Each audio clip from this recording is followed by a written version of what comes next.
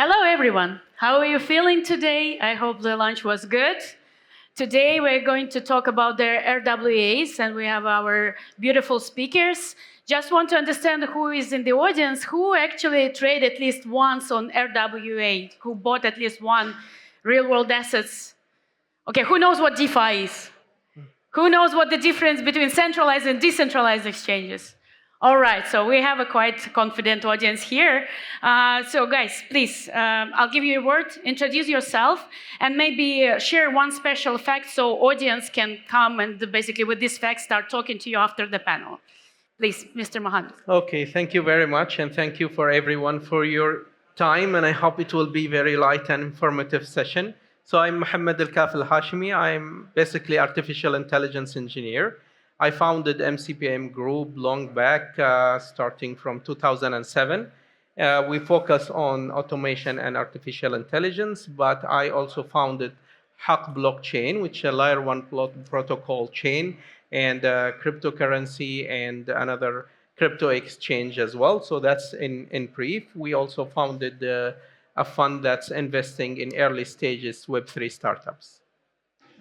Do you want to share something special about it? Something special, I'm writing songs. Wow. Yeah. Nice, Ben. The floor is yours. Hello, everybody. I'm Ben from BNB Chain Foundation. My bubble is the RWA vertical. This category came kind of very natural to me. I was contributor to a RWA tokenization platform back in 2020. Was part of a MiFID II licensed broker, which enabled security token offerings in Europe. Difficult jurisdiction for this type of assets. You wouldn't believe it, but I'm pretty deep in ice cream also. So ask me anything about ice cream later. I know the real world struggles of operating ice cream businesses. So real world assets, I definitely know what the value it brings to the small business owners, big institutions, anybody from the real world touching the on-chain life, literally, yeah. Beautiful. Yeah, Redouane. Good afternoon, everyone. Thank you for coming to our presentation. My name is Redouane Elkhamli. Redouane is red as a color and one as a number. That's how you remember it. My friend called me Blue for some reason. My job is a university professor. I'm a business school professor at the University of Toronto since 2011, and before that I was at the University of Iowa, MIT also. I'm an engineer by training first, before a PhD in finance. It means I started as an engineering career, electrical engineering in the 90s, and when the whole Bitcoin things comes up, while I was a consultant for pension fund, that's a side gig, since 2004, they told, oh, you're an engineer. Maybe you know something about these things that is coming up in 2013, 14. It came up in 2009, but I was asked in 2013. And that's the best question somebody asked me, because I didn't know anything about it. And I end up investing in it, and the whole thing is history. I'm here to talk about RWA for now, but I'm an academic by training, and I'm enjoying. If you have any other question on anything outside, reach out to me. I'm happy to share whatever we worked on, whatever we're interested. That's the academic side. It means this is what I do, and hopefully we'll answer some of your questions on RWA. Many questions are unanswered even up to today to many people, including regulators.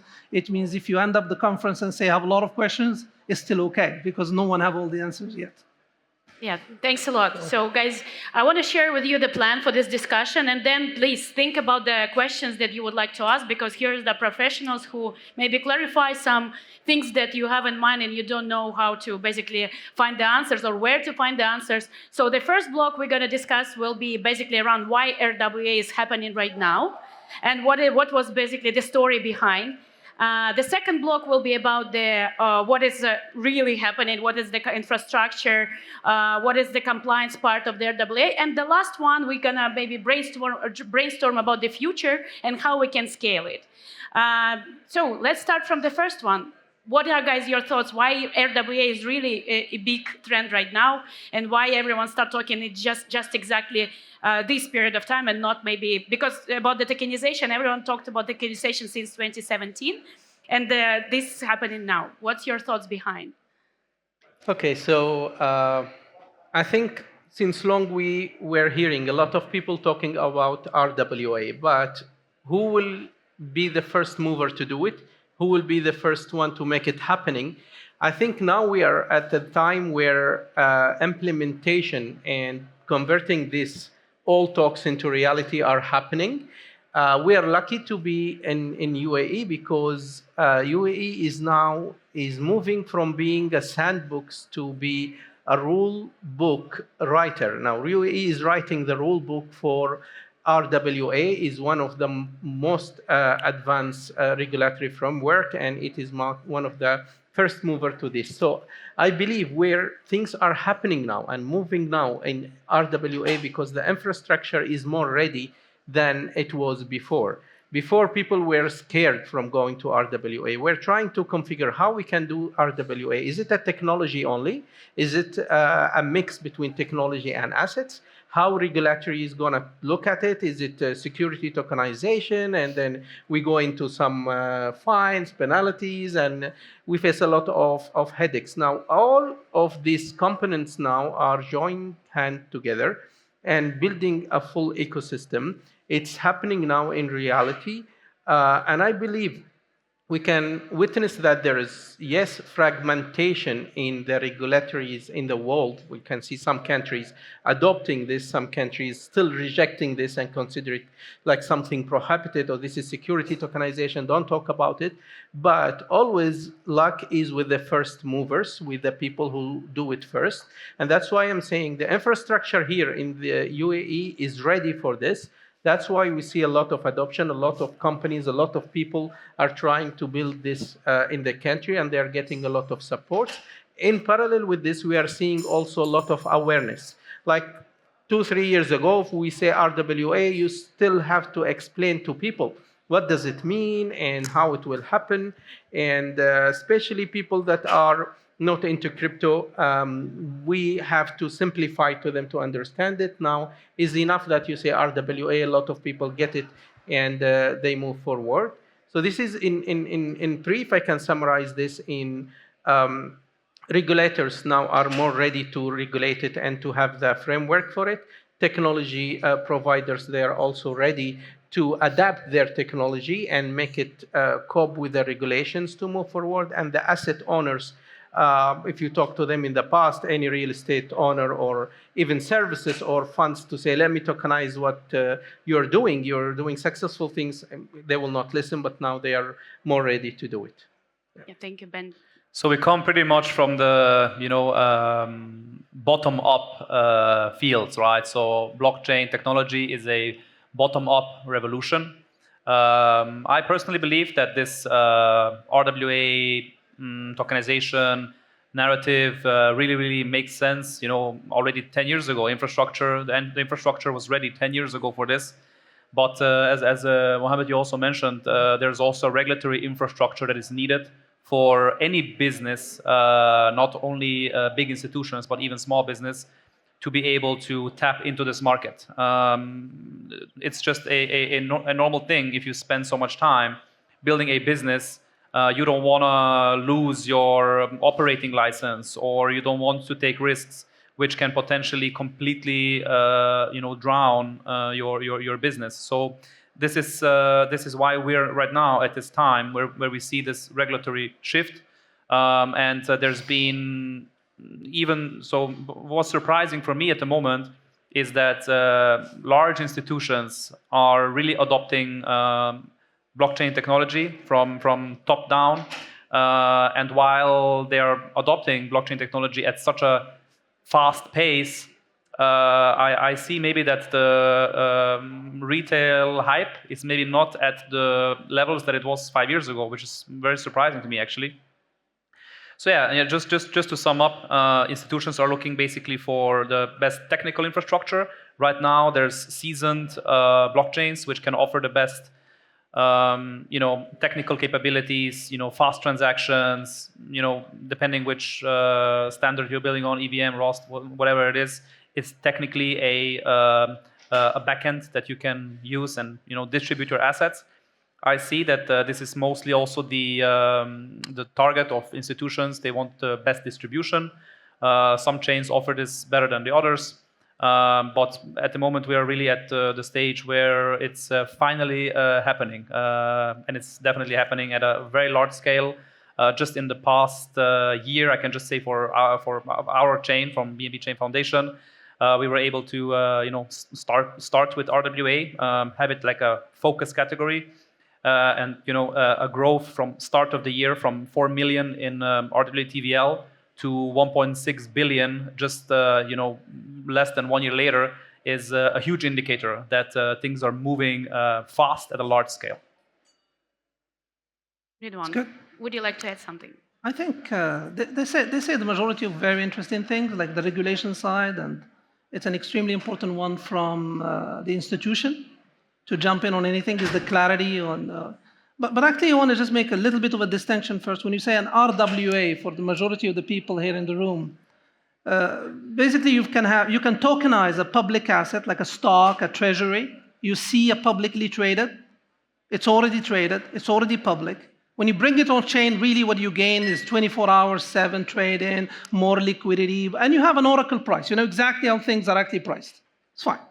That's not really a big benefit for institutions extremely. Okay, there is, but it's the big benefit that is going to be like, I predict, if the UAE does it right, and I'll give you an analogy, this is going to be the Eurobond moment for London. When London in the 60s, 70s, and the US let London start a trade of US deposits outside the US, outside the Fed, and they did an off-balance sheet trade of liquidity and provided liquidity for the US dollars outside without regulating it and do the off-chain, that's the moment for RWA, if they do it correctly. If the regulation is correct, it could be trillions of dollars moment for UAE. And why? Because private, everybody have real estate, hopefully, and if you don't have, you should have at some point. If you have real estate, can you sell a bathroom? No, how can I sell my bathroom? How can I sell my living room? No, you sell the real estate. What this RWA allow you to do is fractional liquidity for your real asset. You take your real asset, investment, a data center. You don't buy the whole data center, you buy a fraction of a data center. And now what you're really doing is basically making an illiquid asset that is sitting in your book waiting for an exit, which is trillions of dollars out there in the sovereign and the pension fund sitting in their balance sheet, waiting for it to dump it somewhere. And they're saying, okay, what do I do? There's no exit. There is no exit. I want to sell it. There is no exit. I want 5x. No 5x. I'm stuck with it.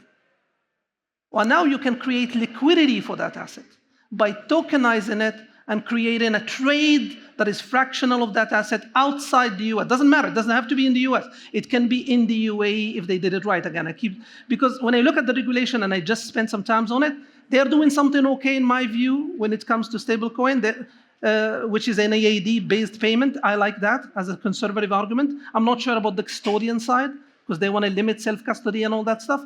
But I think they are in the right move. They're number one for sure. But if they do it right, this is going to unlock trillions of private assets sitting in the balance sheet waiting for an exit, especially if you follow the private. There is some debate on it, on the chain. It means this is the angle I wanted to add, is not just tokenizing liquid asset out there, it's tokenizing illiquid asset, but it comes with risk. There is an illiquidity trap, which we can talk about it. If we don't talk about it today, we can talk about it offline. There is a big trap that you have to make sure to avoid if you want to do it right. And history can tell us about what happened to Eurobond. Yeah, and just to add on that, basically, the industry wasn't ready. I started, I believe most of you started when there was just 1% of people who actually own these crypto assets. And why we need to digitalize is just 1%. Yeah. It wasn't really fruitful for those who were tokenizing their assets. Now we see more than 10 or even like already, I think it's 14% that already at least own the crypto assets. And remember this beautiful thing happened when basically the president of one of the leading countries just launched their meme coin. How many people he actually onboarded? I can understand, right? They are not really happy about maybe the results of the entrance on the market. But then it's basically the floor is ours to educate people on how they can basically monetize their assets further, how we can use how they can use BNB Chain or Trust Wallet or Binance Web3 Wallet to then dive deeper into this industry and start trading the real-world assets. That's maybe something more. So basically, the market grew right now, but we still have some problems, and this is where maybe we can dive deeper into problems or maybe some, how to say, improvements that we need to do, which is maybe cross-chain liquidity compliance part. And also one maybe quick follow-up to you, Mohammed, as far, or maybe also to everyone, to the panelists, as far we are talking in the UAE, we are here, what are basically the real-world examples for the on-chain assets for the basically Sharia compliant and ethical digital assets? What do you see there here right now? Well, thank you, Sasha. This is an important question actually, because when we talk about ethical assets and when we talk about Sharia compliant, I would love to bring the audience attention first that we're talking about a market of, today it is $5.5 trillion market cap, expected to be $7.5 trillion in 2 years. So we're not talking about something for a special community, and we're talking about something that's not exclusive for a special religion or a special people. It's something global. We talk about ethics, and people are in need for this. Now, when we talk about it and we look at the real-world asset tokenization, we need to realize one fact, that today, for example, the halal products ecosystem, it's growing very fast, and the Sharia compliant finance growing very fast. Sukuk itself, Sukuk is the Sharia compliant bonds. So Sukuk today is almost $1 trillion market cap. So it's growing very fast. And if we look at the Sukuk itself, I would say there is a huge demand to tokenize it. Today, if you want to invest in Sukuk, there is a lot of bureaucracy, a lot of steps to follow, a lot of approvals, a lot of things. So a lot of cash is waiting to be invested in Sukuk, but there is no a straightforward, easy way to put it there. So that's why a lot of people, the shortcut, what they do, they invest in funds, and funds will help them to make their money invested in Sukuk. If we take this part only and tokenize it, you're tokenizing a successful market, a successful bonds, a successful achievements where people want to put their money. You're just making easy for them to inject and put their money there. And on the other side, if we look at the whole halal ecosystem, it lacks of transparency. So it starts from halal certificates, goes to commodity trade finance, and then it goes to logistic traceability, and then to the investment in the project. There is a huge need now to do something called the whole halal ecosystem, or the whole halal circle tokenization. We call it, let's say, a halal passport token. So when you tokenize this process, with this token, you can see the halal certificate, you can see the trade finance happening in a Sharia compliant way, you can follow the logistics and supply chain, and you can see the Sukuk tokenization. It's a full transparency, and I want to say this is, yes, potential and important market, but it has to happen in a community governance chain. And this is one of the challenges today. Everybody wants to do this. He goes into on chains or a permission-based chain and try to say, I'm transparent and I'm on blockchain. But that cannot be the case, because you own the product, you tokenize it, you own the chain, and you own the people who are giving the permissions are your employees. So there is a lack of transparency. I would say now it is the time to jump into this, because there is a big market, a big demand, a big liquidity. You just need products to be available in people's hands to serve them and to provide value. Yep. Would you like to add? When it comes to challenges, I really like what you mentioned before, the liquidity trap, essentially, right? And this is not typically what people hear on panels, I would say, but something that I saw, also in practice is, you have to truly understand RWA assets, don't magically become just liquid, right?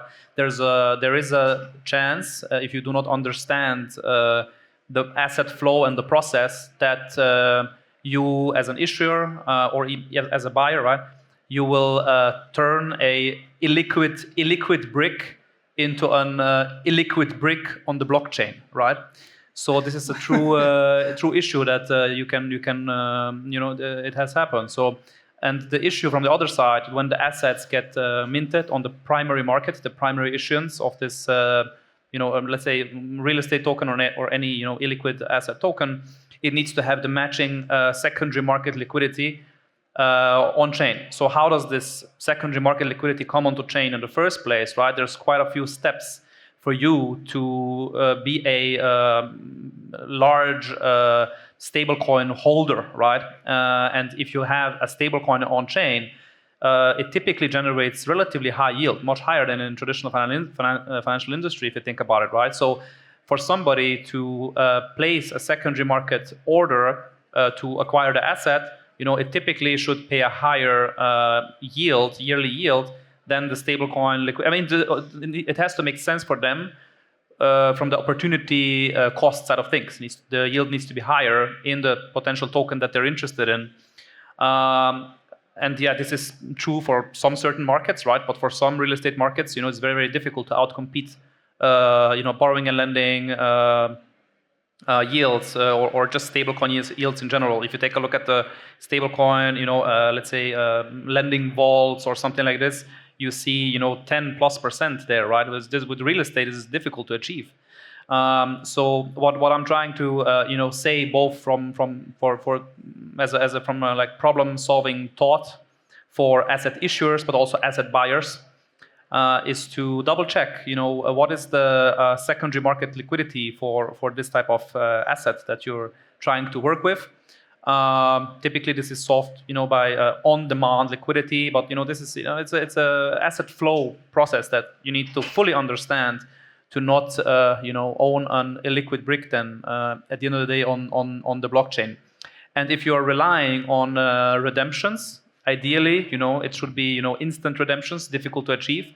Why is it difficult to achieve? Because the asset, the issuer, right, of the RWA asset is essentially the buyer of this asset, right? It's with the broker. When you sell the shares to a broker, you sell it back to the broker. So, and real estate tokenization platforms, they typically do not have the infrastructure to be a full broker, right, as well. So this is like some issues and the challenges that I saw in practice. So it very, very much is proving the point that you also said, yeah. This is going to be an impactful point for sure. What we call it's not really a brick, I agree. You're not turning it to a brick, but it can become worse than a brick. That's what, and I think people have to have this very simple idea what is happening. It's actually not complicated. You have let's take real estate, we took real estate. You have a real estate in Manhattan. You want to have more trade for that real estate. It's really illiquid. It's sitting there. I bought it as a pension fund. When I buy it as a pension fund, it's stuck in my balance sheet. Suppose the stock market drop, I want some money. I can't take it like sukuk or bond, and I take it to a bank, and I say, look, use this as a repo, give me some cash, I deal with my things, and later on, I have to sell. You know what you just did with RWA? Because I'm going to come back to the brick. You open up the flood. Wow. I can turn something sitting on my balance sheet more liquid and trade it. What you do, you open an SPV, the SPV special purpose vehicle, buy the asset from you, and they split it into 100, they sell it to different people to trade it in the UAE. Good. Tomorrow, the price drop of that real estate by 10%. You hear some new regulation in New York, the rent gonna freeze, we're gonna freeze rent, not gonna be any rent, this is happening. And basically they're gonna say, look, this real estate dropped by 10%. You come to the UAE, all of you now say, oh man, this is going bad, I wanna sell. I'm gonna come to the point he just mentioned. Half of the people wanna sell, let's say. There's nobody on the other side to get the pay. What are you gonna do? You need to sell the asset. You're not gonna sell the asset. The asset is still illiquid. The asset is sitting in Manhattan. You need to sell it, but it's gonna take some time to sell it. What's gonna happen now to your token? Even if the asset dropped by 10%, your token might drop by 90%. It means you just turned the brick into a big stone. People are losing their money in the RWA because of a 10% drop. Now that's the risk that happens sometimes, not all the time. There is 90% of the benefit exists, but there is risk. And because of this risk, the second point the gentleman mentioned, Ben, is the yield has to be higher. You mentioned you need to be compensated for that extra risk you're taking, which is turning the brick into a stone, and that's why it's gonna be an interesting product, and it's gonna compare with the other product, because now it's giving you 7%. Oh, it's risky because I'm gonna have the liquidity illusion. I want 10 for me to trade it. And that's the equilibrium you're going to reach. It's going to have more traders, they gain more yield, and they're going to compensate for that illiquidity trap you have.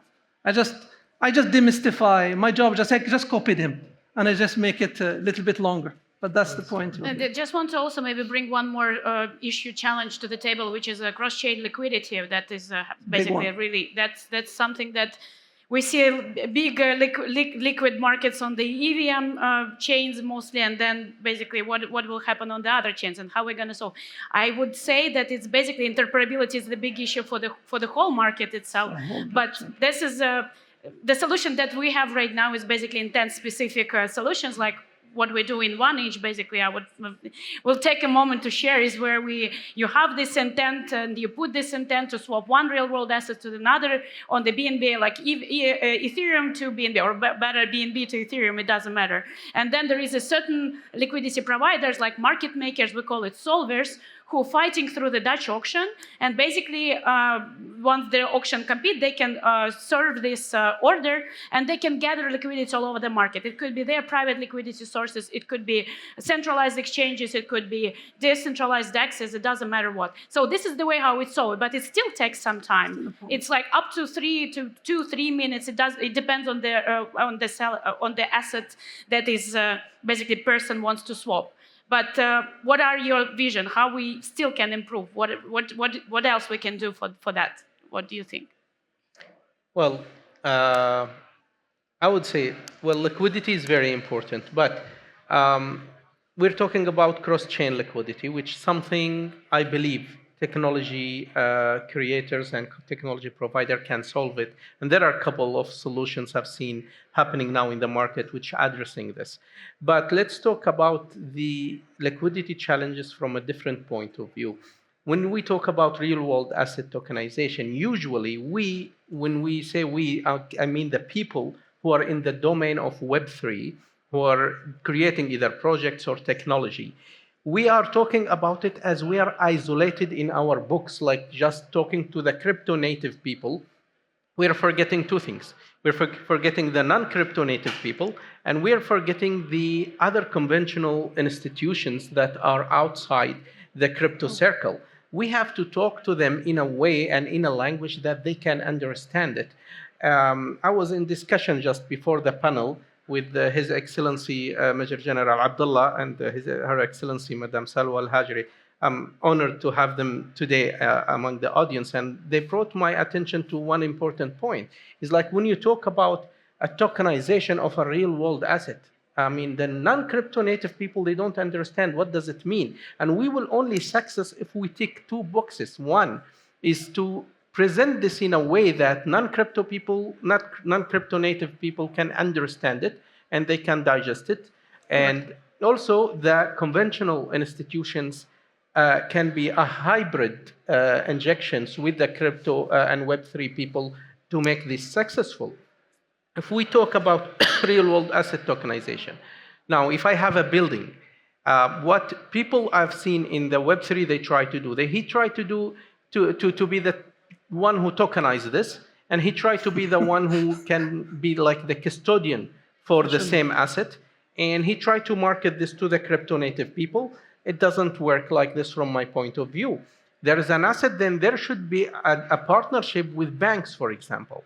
A bank can be a custodian for that assets because non-crypto people and normal people, they trust banks. I cannot tell them come and trust crypto or trust exchanges. I trust exchanges, I trust Binance, I trust others, but I cannot tell other people come and trust the same. They want a financial institution like a bank behind this. He can be like the umbrella.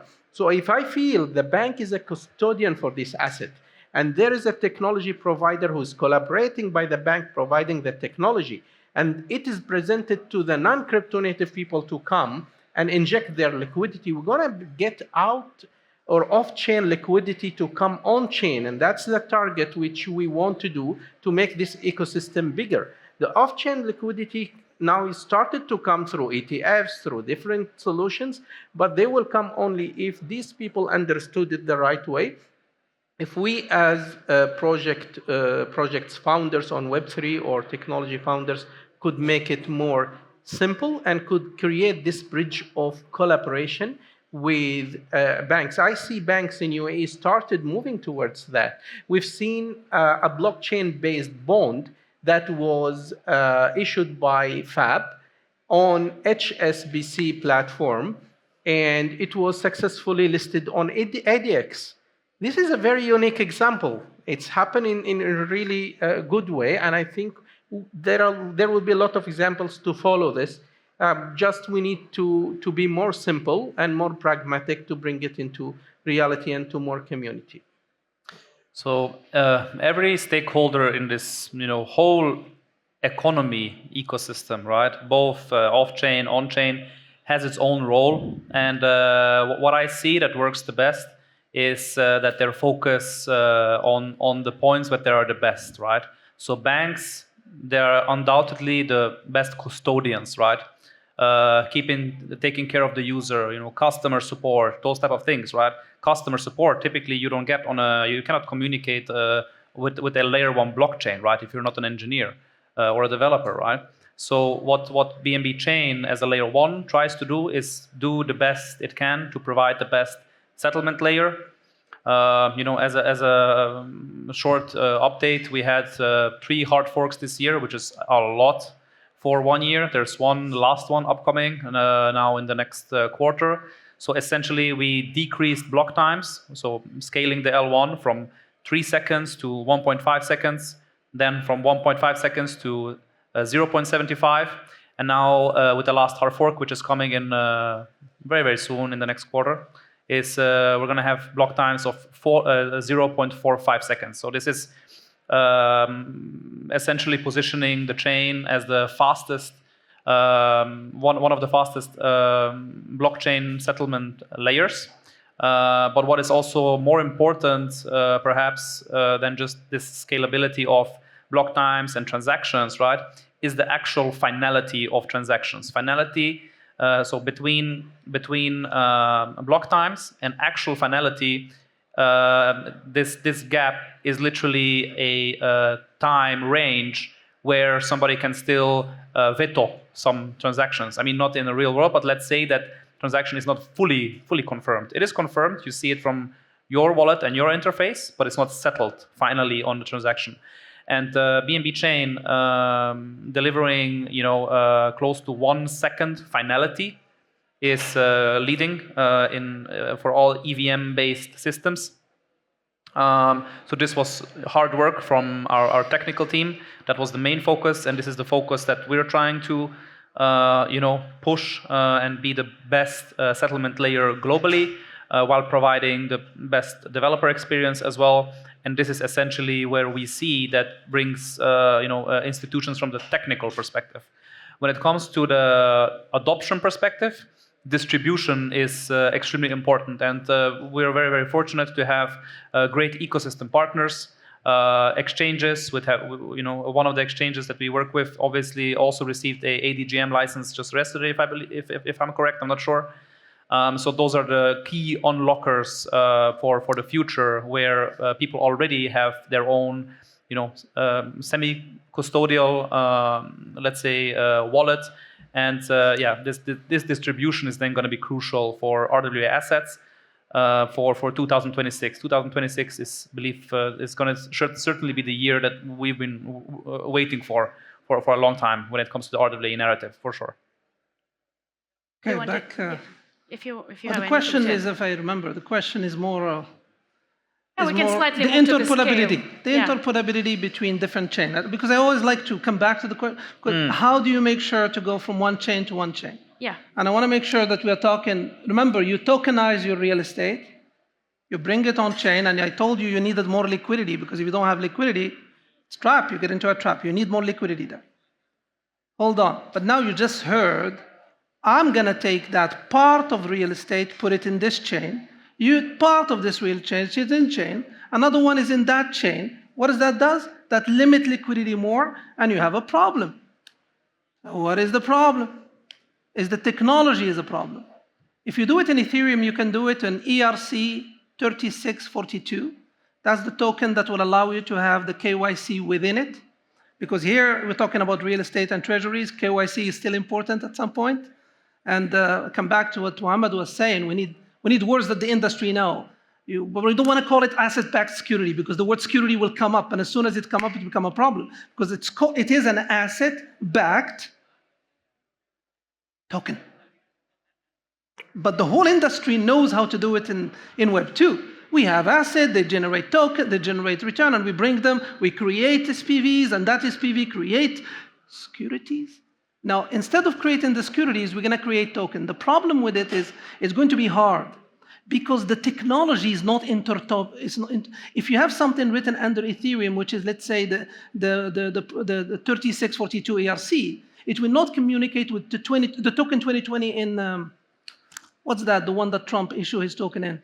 Solana. Solana is ERC 2020. And then the 2020 will not communicate with this. It means now I manage to tokenize my real estate, but my gentleman here, he's in Ethereum. You're dealing with the others, and this table is in Solana. And we want to connect. We want to connect to create liquidity. One inch will connect. But that create what? What's that create? It create 3 risks. Need to trust you, need to trust you, need to go trust her. And here, I give a little bit flair to the UAE a little bit. When I was in the plane, I read something they are doing. Just came in today, leaving today. They did something interesting. They are doing something that may solve what Mohammed was talking about. He said the word bank. I think they're actually doing something, I think, better than that. They're introducing something that the technology firm, without being a custodian, can be a non-custodian holder of assets. But they establish a regulation to become a non-custodian. Think about it as an MPC, multi-sig, all that stuff, which is actually a middle ground. Is it good, is it bad? We can debate it. But in sense, they are, in fact, they knew who the person do it. I'll go shake his hand. He's doing something good. There's something good being done in ADGM. I don't know who's doing it, but something is thinking correctly in there. They don't want to go bank because they will lose everybody from the crypto side because now the QSE is bigger. They are doing something in between. That will help a little bit the interoperability, but I don't think technology is there yet. Maybe you guys do it. I will check the. Yeah, feel free to check. And this is what. Yeah, there is no like bad and good in the I'm custody really or bad. self-custody. Well, I sent a lot of emails There of is questions. We're all discussing about the like how TradFi killed DeFi. There is no like nobody killed nobody. So basically, everyone we are growing in parallel. And yes, we're also already in discussions with the several custodial / banks. And in my ideal world, when I'm entering into the neobank or app, there is a 2 option whether I want to do it in a custody way or in self-custody way. And right now, the farms like Ondo Finance, like Xtos / BackFi, which is backed by Kraken. There is several other tokenized assets that tokenizing the Tesla assets, Apple assets, in a self-custody way, and like there is a trading firms like 1inch where you can trade it in the self-custody way with on BNB with a Trust or Binance Web3 wallet. So it's already existing, and what we are missing really to scale, jumping into block 3, I will share my thought, is just basically to educate custodials on how to define a proper way. So we're talking, you have to, I really like the word, Mr. Mohammed shared the thing that you have to be very simple. So you go to bank and you basically showing in a very simple examples on what is basically trading Apple on the I don't know, on different, in any banks, Revolut Bank even now, in a self-custody way. Education is something that we are still kind of missing. We are trying to onboard Web3 DGNs by just showing the value. Hey, you can gather some money from that. But instead, we have to start to educate. What is the value behind of the crypto? What is the technology behind? How it make your life and the quality of your life better? What improves in your life if you use this technology? And not saying, hey, go and do X10 in one of the digital assets. That's what we're missing. Like completely reframe the way how we're onboarding people. And then once they understand in deep, I like the way how you basically sharing to the audience the very complicated sometimes stuff in a very simple way. That's what we're missing. Like, talk with the people by the value that you were bringing, and then they will start using your solution. That's maybe how we can scale real world assets. We talked about the basically digital assets, NVIDIA and Apple, but there is also the big market for the, as you mentioned, real estate. Go to talk with the biggest developer, even in this region. Show them the value, because they're scared of the technology, because they don't understand the value. You say, yeah, you can do X10, you can sell your apartments 10 times faster, but they are not understanding the why. And once you start to explain them why, they will most likely use. I hope so. This is this is my goal basically in the industry, to educate and onboard more people, and that's how we can move forward. But we have 5 minutes. Please, maybe jump into the block 3. How do you think we can scale even more the RWA assets industry itself? What's your vision here? What do we need to improve to onboard more institutions and real people? I think I will start from the point you just mentioned, which is how to make people understand the value. And before that, we need to provide a real value to people, then start explaining it. Something we are doing related to this on Haqq blockchain, we are creating something called a value token. And we are figuring out now how to make it regulated. But this value token, it will represent different applications and different projects that's been implemented on the blockchain itself. So the people who are holding our coin can swap it with a value token, and that will represent their shares on these applications. This will mean you're not just contributing by holding this token, you're not just having a store of value, or you're not just contributing on the network stability or security, but you can be also partner on whatever is happening there. So we create a more value proposition to the people. They can understand this. And also, I would say more transparency is very important, because as Ben correctly said, and also Dr. Redouane, first we're bringing things that mostly will be like illiquid, and we're bringing a secondary liquidity level to them, and that's very good value proposition, but it needs to be done in a very careful way, in a very well-structured way, in a very simple way. I can summarize what I say is that we need to create a hybrid model that can bridge the traditional finance and the DeFi to bring a better liquidity and services to the RWA. So essentially, we are now in this top-down adoption moment, right? So those are currently the biggest drivers of adoption. You saw, for example, also on BNB Chain and other chains as well, the launch of BlackRock products, Van Eck products, Franklin Templeton, other great institutions as well. So what you saw mostly at the moment were tokenized T-bills, right?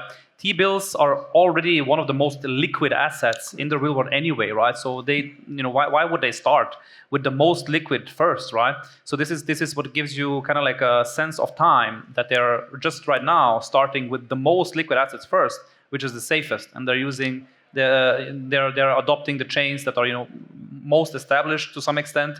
So this maybe gives a good perspective at what time we're currently in. Those T-bills products, they're just the first that are going to come from those large asset managers, and those are going to be the main drivers of users. We leave it up to the institutions to to take care of the users the best they can. BNB Chain provides the best infrastructure, and this is what we try to focus on. I think I may just take a little bit different stand than you, Aleksandra, on one thing. Happy to. I actually think institutions do understand extremely well. This is what I spent my career as. Since 1998, I work in institutions. They do understand really well asset-backed security, like really well. That's what they lived with for many years. I'm talking about the asset managers, pension funds, and sovereign funds. They do understand what an asset security is, and they love the idea of liquidity. They basically, this is the best. The liquidity trap is the thing they understand the most.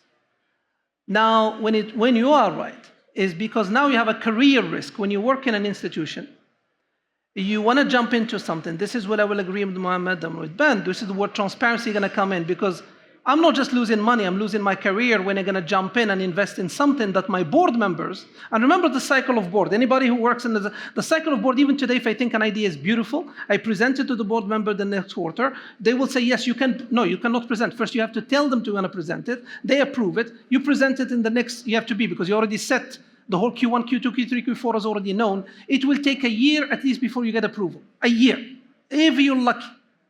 And those guys, if you don't do well, and you come up in the news that the RWA was actually a problem, you lose your job. Kids don't go to school. That's where it's not the fact that they don't understand that they want dissemination. I think the hammer is transparency. If you give them very clear transparency, and the T-bill is the perfect, that's why I said I'm going to come back to you. Look at what they did in the T-bill. There was a company separate that does KYC, separate one. Anytime you buy the token, they know exactly who's buying the token. There's a company that's actually bringing the treasury, and there's a company with the BlackRock, and there's a company actually that actually does the third work. It was a very, very clear distributed roles that I, as an asset manager, can say, this is regulated, and they know who they hold them. This is regulated, they did their job. Oh, they didn't do well, it's not my problem, it's another one. It means you have to take this angle when you talk to institutions, is the angle of a career risk of each one. Is not just understanding the concept, but if things go south, I don't like this expression because I live south, I'm Moroccan. If things goes wrong, what thing's gonna happen? You know what I mean? Yeah. That's, I think, the key part. Transparency of regulation, transparency. It's like real estate. Location, blockchain, transparency. That's it. Thanks a lot. This is really a good end point. We're actually running out of the time. What I wanted to say is that we're all working in this beautiful industry, and the goal of the builders is to onboard more people to the crypto and make the mass adoption happen. And I want to ask everyone who is sitting here today to find at least one person who non-crypto related and educate them on how to DeFi, how to install 1inch wallet, how to go to BNB Chain and swap real-world assets. And then basically we at least double the audience in our beautiful industry. Thanks a lot for listening. All speakers will be outside to basically answer your questions. Thanks for beautiful speakers. Thank you, guys. Thank you. Thank you much. Thank you.